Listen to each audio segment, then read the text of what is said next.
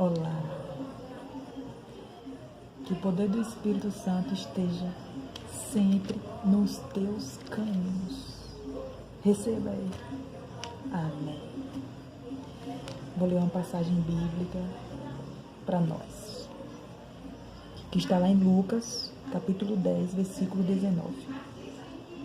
O Senhor diz: vejam, eu dei a vocês o poder de pisar em cima de cobras e escorpiões e sobre toda a força do inimigo, e nada poderá fazer mal a vocês. Então, quem anda com Cristo, quem obedece à sua lei, recebe a autoridade do Senhor.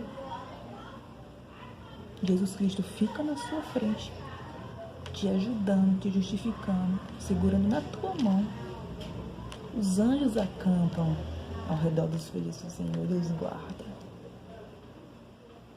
Confia em Deus.